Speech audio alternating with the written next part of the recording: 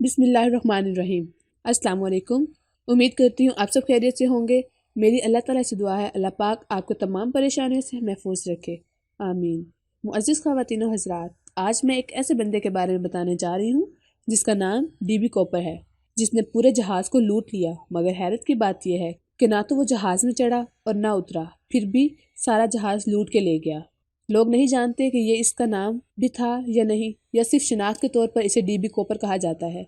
ये भी एक अजीब पुरस्कार इंसान था।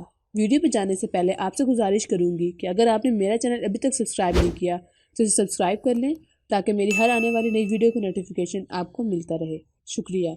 प्यारे साथियों, ये वाक़या 24 नवंबर 1971 का है। त्यारा अपने मंजिल की तरफ में प्रवास था। सब कुछ ठीक था, मौसम की रिपोर्ट भी अच्छी थी। त्यारे के मुसाफिर गर्मा गर्म कॉफ़ी से लुत्फ अंदोज हो रहे थे। कहीं भी ऐसे आसार नहीं थे जिनसे ये अंदाज़ा हो सके कि जहाज़ में किसी किस्म की गड़बड़ होने वाली है। जहाज़ की एयर होस्टेस मुसाफिरों की गर्मजोशियों का जवाब अपनी मुस्कुराहटों से दे रही थी कि अचानक एक आदमी खड़ा हो गया। इसके हाथ में एक रिवॉल्वर था। सब मेरी तरफ तवज्जो हो, इसने आवाज़ लगाई। मेरा नाम डीबी कॉपर है। इसके हाथ में रिवॉल्वर था, इसलिए सबको इसकी तरफ मुतवज्जा होना ही था। इस ज़माने में मुआशरे में तशद्दुद का इतना रवाज नहीं हुआ था, चाहे वह मशरक़ी मुआशरा हो या मगरबी। और जहाज़ में सफ़र करने वाले जिस तबके के लोग होते हैं वो आम तौर पर लड़ाई भड़ाई से परहेज ही किया करते हैं। इसलिए जब इन्होंने अचानक एक मुसाफिर के हाथ में रिवॉल्वर देखा तो सब बुरी तरह खौफजदा हो गए। माफ़ कीजिए ख़वातीन व हज़रात, कॉपर ने कहा, मैं आप लोगों को ज़्यादा परेशान नहीं करूँगा। इसका लहजा बहुत ही शाइस्ता और सुलझा हुआ था। क्या तुम जहाज़ को अगवा करना चाहते हो? एक मुसाफिर ने इसके नरम लहजे से हिम्मत पाकर सवाल किया। अरे नहीं, कॉपर मुस्कुरा दिया। वो बड़े लोगों के काम है, मैं बेचारा तो एक गरीब मामूली इंसान हूँ। तो फिर तुम क्या चाहते हो? पैसे, कॉपर ने कहा। आप हजरात और ख़वातीन अपनी सारी रकम निकाल कर मेरे इस थैले में डाल दें। इसने अपनी जेब से प्लास्टिक का एक बड़ा सा बैग निकाल कर एक खौफजदा एयर होस्टेस को अपनी तरफ आने का इशारा किया। वो एयर होस्टेस सहमी हुई इसके पास पहुंच गई थी। घबराओ नहीं, कॉपर ने कहा, मैं किसी को नुकसान नहीं पहुंचाता। तुम ये बैग लो और लोगों से रकम ले लेकर इसमें रखना शुरू कर दो, जिस तरह चर्च के चंदे लिए जाते हैं। शाबाश। और अगर कोई ना दे तो? एयर होस्टेस ने पूछा। फिर तो मजबूरी है। कॉपर का चेहरा सख्त हो गया था। अब जो वो बोला तो इसकी आवाज़ में बेरहमी शामिल थी। मैं इनकार करने वालों को यहीं ढेर कर दूंगा, क्योंकि मैं सिर्फ शौकिया तौर पर जहाज़ में बैठकर लूट मार नहीं कर रहा, बल्कि अपनी ज़िंदगी खतरे में डालकर यहाँ तक आया हूँ। इसके लहजे की सख्ती ने लोगों को मजीद खौफजदा कर दिया था। एयर होस्टेस हर एक से रकम इकट्ठा करती जा रही थी कि अचानक एक आदमी ने एयर होस्टेस को पकड़ लिया। इसने बड़ी फुर्ती से एयर होस्टेस को ढाल बना लिया। कॉपर, अपना रिवॉल्वर फेंक दो, इस आदमी ने कहा, वरना मैं एयर होस्टेस की गर्दन तोड़ दूंगा। तोड़ दो, कॉपर बेरहमी से बोला।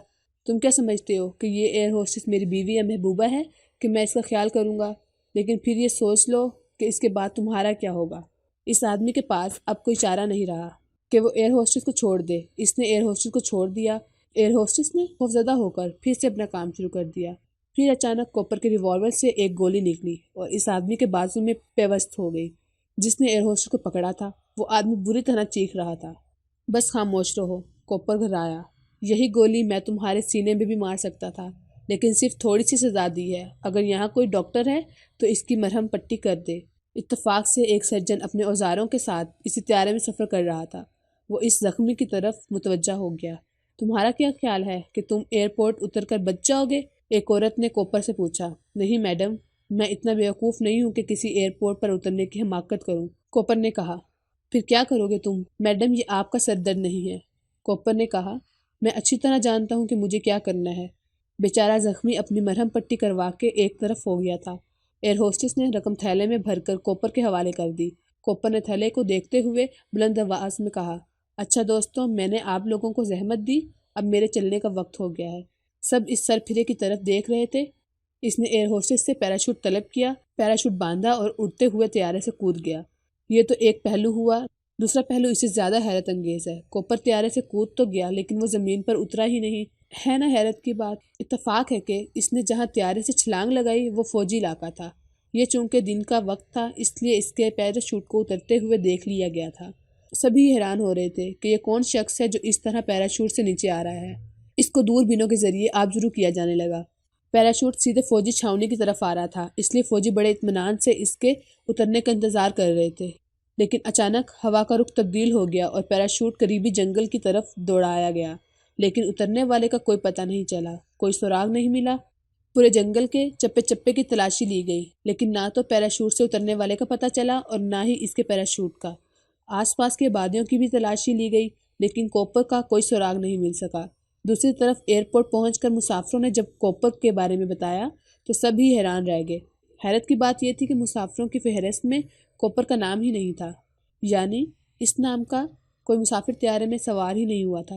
اور اس سے زیادہ حیرت کی بات یہ تھی کہ جہاز میں جتنے مسافر سوار ہوئے تھے ان کی گنتی مکمل تھی، یعنی جتنے سوار ہوئے تھے اتنے ہی اتر بھی گئے۔ تو پھر یہ کون کوپر تھا؟ یہ کہاں سے آیا تھا؟ یہ معمہ بھی ابھی تک لا علم ہے۔